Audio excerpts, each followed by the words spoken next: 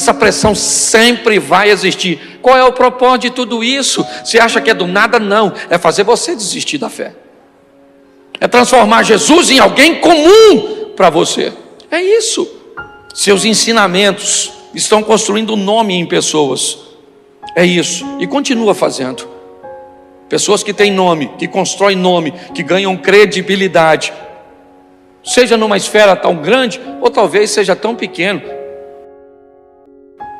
Mas eu preciso te mostrar agora a chegada desse Salvador. E ele veio para quê? Para pagar a dívida da sua alma. É isso que eu quero que você entenda. Sem ele, você vai para o inferno. Sem ele, você está perdido. Sem ele, você morre a primeira morte. E lembra, a Escritura diz: não tema aquele que pode matar o corpo, mas aquele que pode matar o corpo e lançar a alma no inferno, matar a alma. Essa é a grande questão. Jesus, ele veio para nos dar uma vida abundante na terra, é verdade, mas para pagar uma dívida. É muito importante que às vezes as pessoas não têm o entendimento disso. O presente tomou conta, a ceia tomou conta, a confraternização tomou conta, mas as pessoas às vezes não têm habilidade de entender o que ele fez naquela cruz. Fica algo bem mecânico. Então precisava-se, de que o Salvador chegasse. Os profetas falaram disso, e isso começa a se cumprir numa das maiores mulheres, se não a maior, que pisou nessa terra, Maria, a mãe de Jesus. Essa mulher foi extraordinária, primeiro por sua capacidade de ter uma maturidade numa idade tão jovem. A maneira cuja qual ela se comportou, e foi a única mulher que teve o privilégio de ouvir o Filho de Deus lhe chamar de mãe. Então, por favor, evangélico, nunca diga que esta mulher, ou que Maria, é uma mulher qualquer, porque não é. Foi uma privilegiada. Lembra o que o anjo disse a ela? Salve agraciada, o Senhor é contigo. Que isso fique claro. Daí a se tornar mãe de Deus é outra história, que eu não vou, certo? Sempre a fé vai ter que aparecer. O justo viverá pela fé. Sem fé é impossível agradar a Deus. É assim que funciona. Então, inevitavelmente, essa pressão sempre vai existir. Qual é o propósito de tudo isso? Você acha que é do nada? Não, é fazer você desistir da fé. É transformar Jesus em alguém comum para você. É isso. Aquilo que você escuta hoje e que eu estou falando aqui são coisas que romperam mais de 2000 anos para chegar. Por quê? Porque é sustentada nele. A ele foi dado um nome que é sobre todo nome. Se tem uma coisa que Deus preza, é seu nome, certo? Uma das coisas mais importantes da história é nome, certo? De uma forma grosseira, acaba virando uma marca, acaba virando uma chancela. Hoje, por exemplo, o nome Que Bom, estou te dando um exemplo. O nome Que Bom, só o nome Que Bom, com aquele símbolozinho da Que Bom, vale mais do que tudo que a Que Bom tem de estrutura. Fábricas, equipamentos, tudo. Nome. Todas as vezes que você cria um nome, certo? O nome pode fazer a mesma coisa, vale 100 vezes mais. Uma empresa na China pode fazer uma camiseta que pode custar R$50 numa loja e $5.000 em outra, na Quinta Avenida, em Nova York. Qual é a diferença? O tecido é o mesmo, a fábrica é a mesma, a costureira é a mesma, é o nome que está sobre ela. A coisa mais importante que nós temos é o nosso nome. Todas as vezes que falarem o seu nome, pare e pense nisso. O inferno sabe quem você é. Seus ensinamentos estão construindo nome em pessoas. É isso, e continua fazendo. Pessoas que têm nome, que constroem nome, que ganham credibilidade. Seja numa esfera tão grande, ou talvez seja tão pequeno. Ah, mas eu queria ser alguém de credibilidade tão grande. Tenha primeiro de sua esposa, tenha primeiro de seu cônjuge, tenha primeiro de seus filhos, tenha primeiro de seus colaboradores. Vamos começar numa fama que seja crescente, sólida. Davi disse algo muito importante: enquanto há vida, há esperança. O dia é hoje, o momento é agora, de tomarmos uma decisão para colocarmos esse Salvador Jesus na nossa vida, para nos livrar da primeira morte. Não é essa a proposta, mas para nos livrar da segunda morte, da hora de ver a nossa alma ter um encontro com Deus, ouvir: vinde bendito de meu Pai, recebei por herança aquilo que está preparado antes da fundação do mundo. Às vezes, irmãos,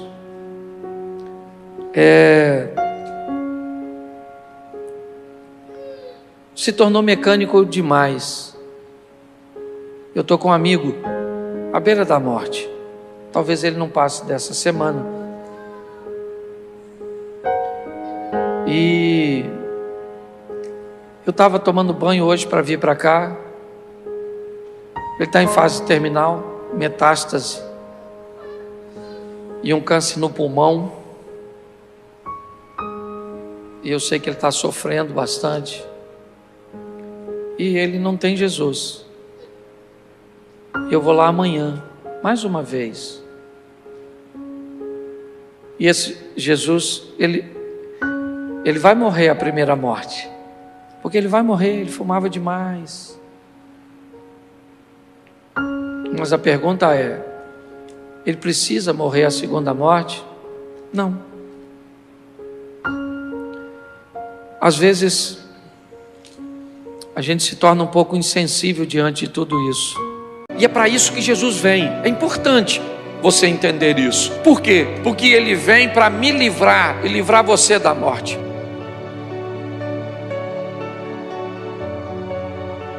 E se prepare, eu tenho falado isso principalmente para a liderança: a palavra pecado já vai ser banida de nosso vocabulário, assim como algumas palavras têm sido acrescentadas, assim como algumas palavras já foram banidas. Quem é aqui do tempo da palavra cebosa? Bom, gente, eu gostaria de fazer uma reflexão com vocês. Se você deseja viver com Deus, e eu tenho falado muito de relacionamento, é importante que você entenda que a maior parte da Bíblia terá que ser vista pela fé e não pela razão. Nós teremos algumas informações mais pontuais, mais assertivas, com um nível de esclarecimento muito mais forte, alto, mas boa parte das informações, elas sempre, me parece, de uma forma proposital, vai requerer do leitor, vai querer daquele que se aproxima de Deus, a fé. Porque grande parte das informações que gostaríamos de ter, nós não temos. Nós temos dificuldade de entender a Bíblia por causa do tempo, dos números. Eles nos atrapalham muito. Quando diz que alguém é capaz de viver mais de 900 anos, como Matusalém, como há uma geração que vivia 400 e poucos, 300 e poucos, 500 e poucos, certo? Isso vai diminuindo ao longo do tempo, mas ainda é para nós um grande desafio. É um grande desafio entender onde um camarada consegue 300 raposas para colocar fogo na seara do inimigo. É um grande desafio para nós entendermos como um indivíduo apenas com uma queixada de jumento pode praticamente exterminar um exército inimigo. Sempre teremos dificuldade de entender como tudo foi feito em 7 dias.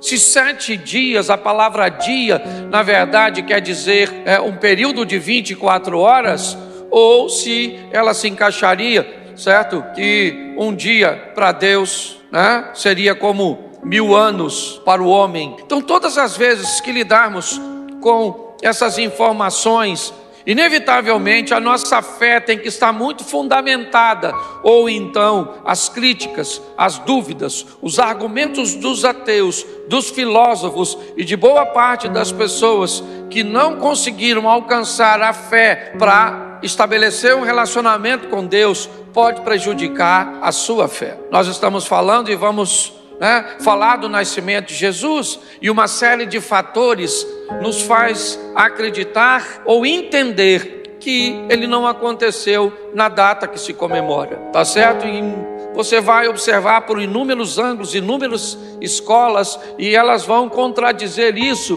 por causa de questões climáticas e uma série de outros fatores que estão envoltos nisso. Mas para nós, se foi novembro, dezembro, janeiro, se foi abril, junho, julho, se foi 25, 17, 8, para nós isso não é relevante. O relevante é que ele nasceu para cumprir um propósito, e o propósito cujo qual ele nasceu, ele cumpriu. Então muito cuidado com suas afirmações e suas discussões em determinados ambientes, onde você pode desejar afirmar determinadas coisas, certo? E ter problema para sustentar isso com textos bíblicos, porque eu já vi muitas pessoas se desviarem e tornarem, eu recebi quase uma enciclopédia de um camarada aqui de Xerém, mas muito confuso exatamente por causa da ressurreição de Jesus, não de seu nascimento, por causa das contas que fizeram, e ele se atrapalhou bastante. Então eu preciso preparar você para entender que nessas questões de números, de lugares, de épocas, de costumes, nós podemos esbarrar muito e muitas vezes nas informações que não serão tão precisas, ok? Mas eu gostaria que você entendesse o que eu quero passar para você hoje.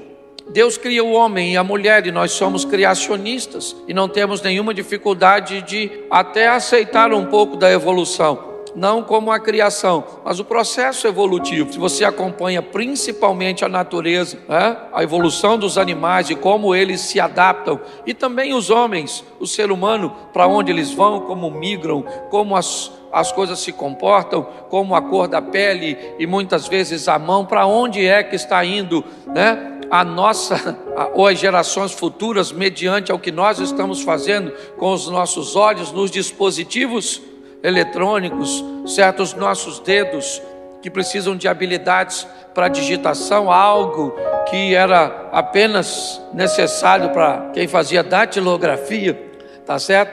Mas eu queria que você olhasse para um panorama que na criação o diabo vai persuadir o homem e sua mulher, e eu acho que isso todo mundo sabe.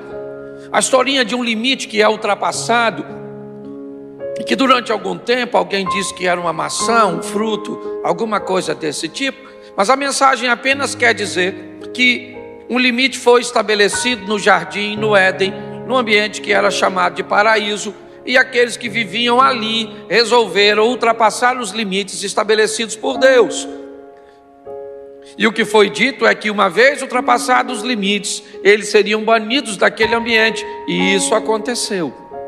E aí o problema está estabelecido, porque o homem está perdido de novo. Voltamos à estaca do Adão e Eva, lá atrás no Éden, onde eu comecei. Eles estão nus, sem proteção. Esquece a nudez, esquece o sexo. Todas as vezes que falamos de nudez, sabe, nesse mundo corrompido, sempre lembramos de sexualidade. Esquece isso. É transparência, é poder estar diante de Deus e das pessoas de cara limpa, sem máscaras, sabe?